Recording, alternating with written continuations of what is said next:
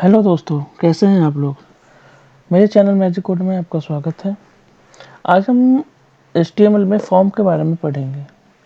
हाँ, अगर आपने मेरे पहले की वीडियो नहीं देखे है तो आप मेरे जाके डिस्क्रिप्शन में लिंक दिया हुआ, आप वहाँ से जाके देख सकते हैं। तो चलिए स्टार्ट करते हैं। HTML में फॉर्म क्या होता है। फॉर्म बेसिकली होता क्या है कि अगर हमें कोई भी यूज़र का डाटा कलेक्ट करना है तो उसके लिए हम फॉर्म बनाते हैं।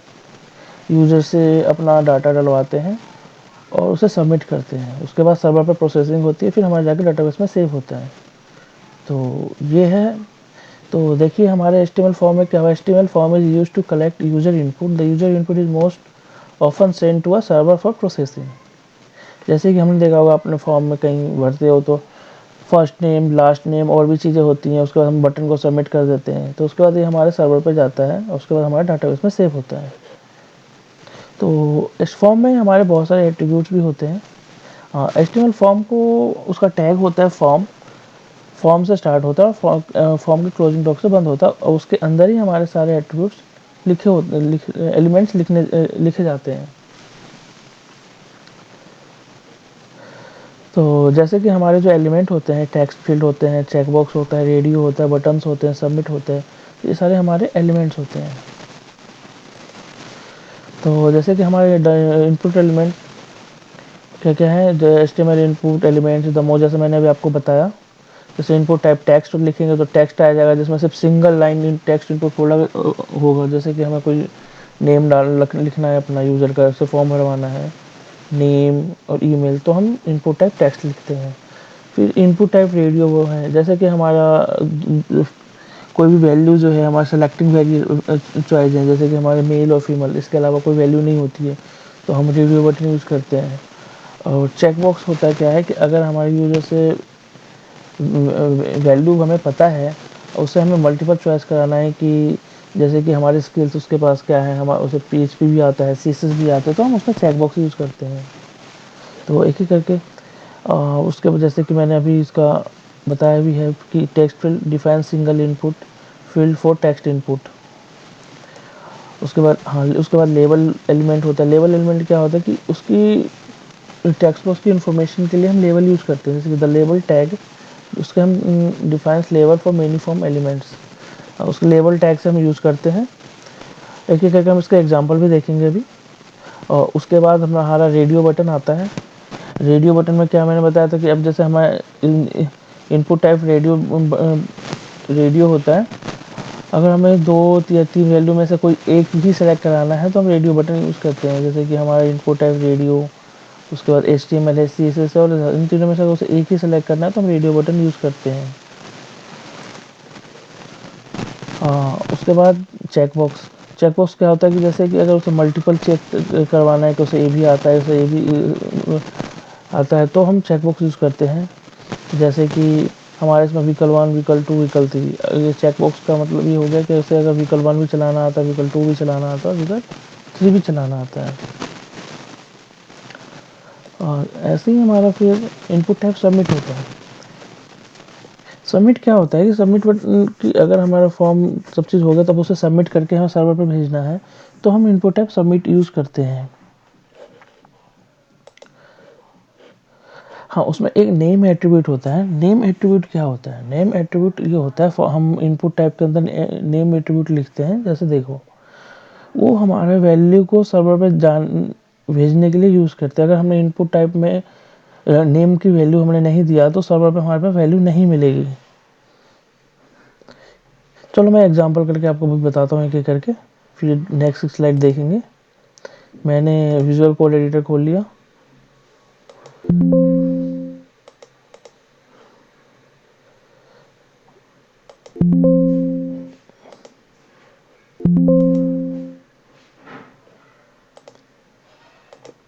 मैंने विजुअल कोड एडिटर खोल लिया। उसके बाद मैंने अपना फाइल जो हम जिस पे हम काम कर रहे हैं वो इंपोर्ट कर लेता हूँ।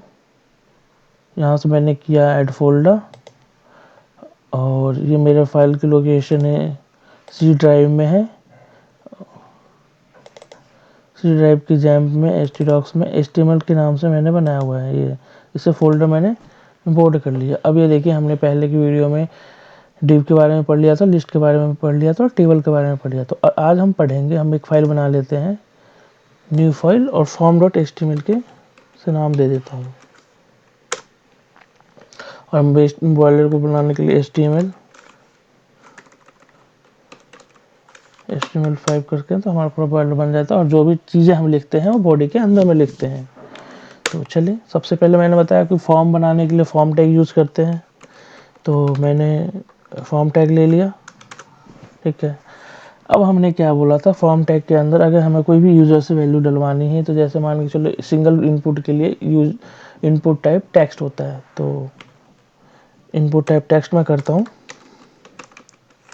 इनपुट टाइप टेक्स्ट,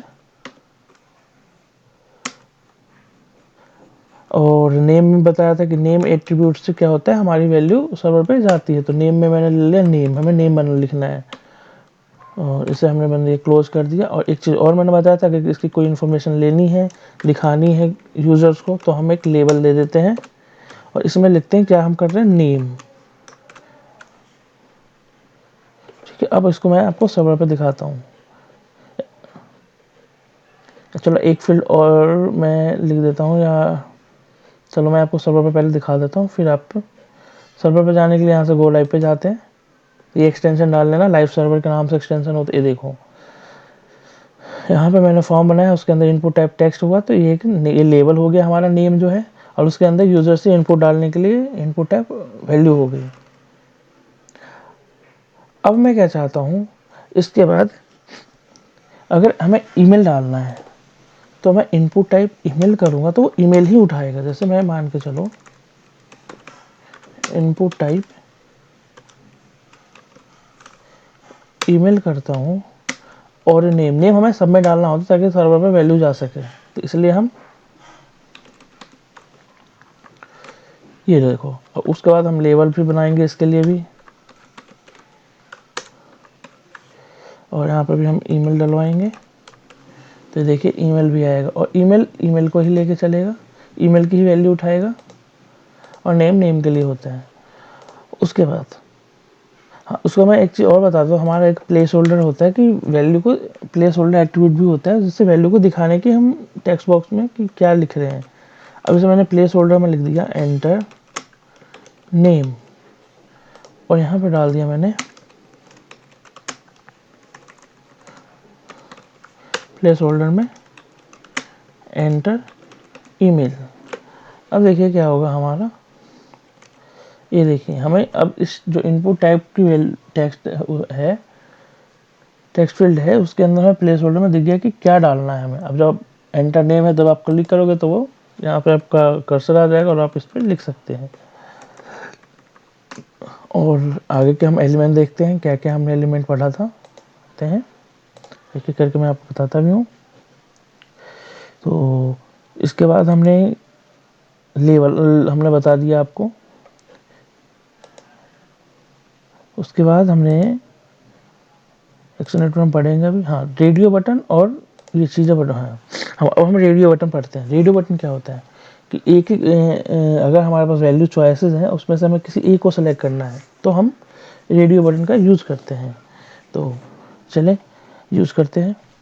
अब जैसे मैं आपको एक रेडियो बटन बना देता हूँ, जैसे मान के चलो मेरे को इनपुट टाइप रेडियो, और नेम में हम लिख देते हैं, जैसे मैं आपको देता हूँ जेंडर। ठीक, जेंडर, और इसमें हम वैल्यू भी डालते हैं। वैल्यू इसलिए डालते हैं कि ताकि यूज़र को पता लगे कि क्या वैल्यू है। तो इसमें हम वैल्यू डाल देते हैं मेल, और यहाँ पे एक लेबल भी लिख देते हैं कि किस लिए लेबल ये है। तो हमें यहाँ पे जेंडर सेलेक्ट कराना है, चलो मेल कर देते हैं, एक फील्ड मेल के लिए बना देते हैं, और एक बना देते हैं हम फीमेल के लिए। वैल्यू चेंज हो जाएगी क्योंकि हमें दो वैल्यू होती है, मेल और फीमेल, तो हम वैल्यू में चेंज करते हैं। तो अब यहाँ पर मैं फीमेल कर देता हूँ।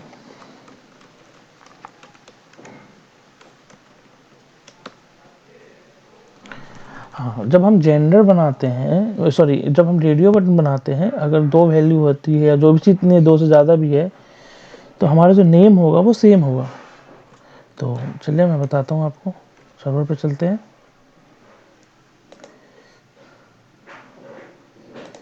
ये देखें, ये आपका नीचे आ गया, एक यहाँ पे आ गया। मैं इसकी थोड़ी सी ब्रेक कर देता हूँ लाइन को।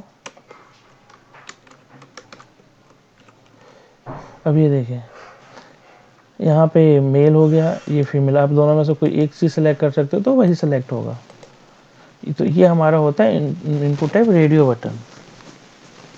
और इसी में हमारा एक चेक बॉक्स भी होता है। तो इसके लिए मैं एक वी आर कर देता हूँ और फिर उसके बाद कहता हूँ जैसे इनपुट टाइप चेक बॉक्स। हाँ, उसके बाद हमने इसमें नेम भी डाल दिया, नेम की वैल्यू हमने डाल दिया चलो स्किल्स। और उसके बाद हमने यहाँ पे वैल्यू डाल दिया HTML। और यहाँ पे भी हमने लेबल डाल दिया HTML। ठीक है, तो अब हमें और 2 वैल्यू और मैं आपको करके दिखा देता हूँ।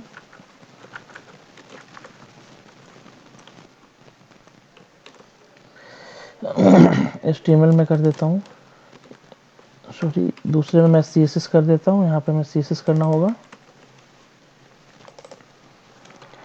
तीसरे में जावास्क्रिप्ट कर देता हूँ।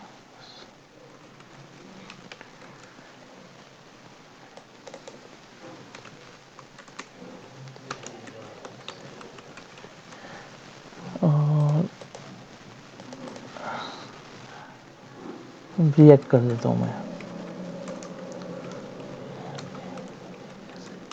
रिएक्ट। और उसके बाद मैं यहाँ पे वैल्यू में रिएक्ट कर देता हूँ। अब चलें, अब ब्राउज़र पे चलते हैं। अब ये देखिए, ये हमारे चेकबॉक्स हो गए। चेकबॉक्स का ये हो गया, इस पर आप मल्टीपल सेलेक्ट कर सकते हैं। तो जो चेकबॉक्स होता है वो मल्टीपल सेलेक्ट कर सकते हैं उसमें। और रेडियो बटन में क्या है, सिंगल ही इनपुट यूज हम सेलेक्ट कर सकते हैं। तो ये हो गया। उसके बाद हमारा एक और एट्रीब्यूट मैं आपको बताता हूँ। रेडियो बटन मैंने आपको बता दिया। उसके बाद हाँ, उसके बाद क्या होता है, नेम एट्रीब्यूट मैंने आपको बता दिया। एक बटन होता है इनपुट टाइप सबमिट। तो सबमिट किस लिए होता है, इनपुट टाइप सबमिट अब जब आप करोगे तो हमारे डाटा को सर्वर पे भेजने के लिए होता है इनपुट टाइप सबमिट। और इसमें आप वैल्यू भी कर सकते हो सबमिट। तो इससे क्या होगा कि हमारे बटन वैल्यू पे सही देखो सबमिट का एक बटन बन जाएगा। क्या होगा कि इससे अगर मैं सारा डाटा को सेव करा के सर्वर भेजना होता है तो हम सबमिट पे ये करते हैं। इसके बाद एक होता है एक्शन एट्रीब्यूट, जो हम फॉर्म के टैग में लिखते हैं। अब एक्शन में क्या होता है कि जिस यूआरएल पे जैसे हमें भेजना, अभी मेरे को form.html पे ही भेजना है, तो मैं यहाँ पे form.html भेज कर दूंगा। या जिस यूआरएल पे आपको भेजना है, ताकि आगे के कोड या PHP जिस भी यूआरएल पे भेजना है, तो हम यहाँ पे एक्शन में लिखते हैं, ताकि आप जब सबमिट करोगे तो सबमिट होने के बाद जो भी सारा डाटा को लेकर इसी यूआरएल पे जाएगा। तो इसके लिए हमारा एक्शन बटन होता है। उसके बाद होता है मेथड। यहाँ पे मेथड भी एक एट्रीब्यूट होता है। मेथड क्या एट्रीब्यूट होता है, उसमें मेथड 2 होते हैं, गेट और पोस्ट। तो गेट क्या होता है, गेट में क्या होता है कि हमारे जो भी डाटा वैल्यू भेज रहे हो यहाँ से, तो ये सारा यूआरएल में जाके शो होगा। बट यही आप पोस्ट में भेजोगे तो ये हिडन होके ही जाएगा डाटा को। तो इसलिए मेथड एक एट्रीब्यूट होता है, हमारा फॉर्म का है। और इसके आगे मैं आपको बताता हूँ एक्शन। मैंने आपको बता दिया कि the action attribute define action to be perform when form is submitted. जैसे मैंने आपको बताया कि जब फॉर्म सबमिट करते हो तो एक्शन परफॉर्म करता है। उसके बाद टारगेट। टारगेट क्या होता है कि target attribute specifies where to display the response that is received after submitting the form. जैसे कि अगर आपने फॉर्म को कोई भी जब सबमिट करोगे तो टारगेट हमने दे दिया कि इस टारगेट पे हमें ये डाटा को शो कराना है, तो हम उस लिए यूज़ करते हैं टारगेट को। टारगेट अलग अलग टाइप के होते हैं। अंडरस्कोर ब्लैंक होता है, जैसे कि अगर आप कोई भी टैब को खोलना चाहते हैं तो जैसे आप क्लिक करोगे तो नए टैब पे खुल जाएगा, न्यू विंडो पे खुल जाएगा। The response is displayed in a new window और टैब। फिर underscore self, the response is displayed in the current window, मतलब करंट विंडो पे ही शो होगा।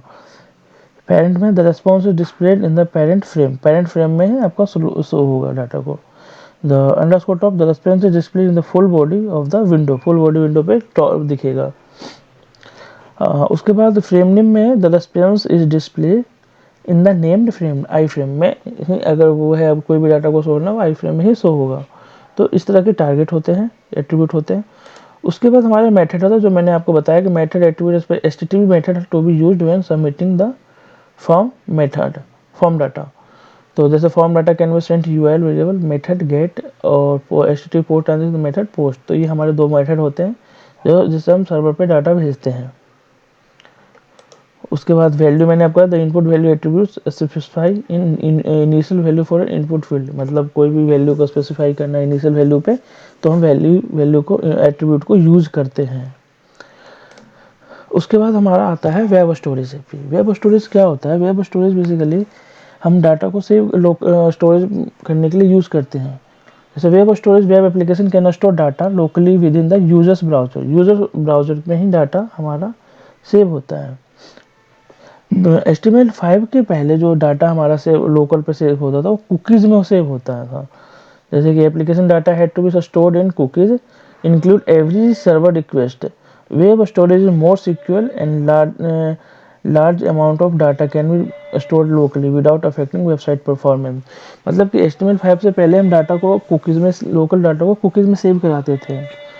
तो बट वेब उससे क्या होता था कि हमारा डाटा का परफॉर्मेंस बहुत स्लो होता था और हम उसमें ज़्यादा डाटा स्टोर नहीं कर सकते थे।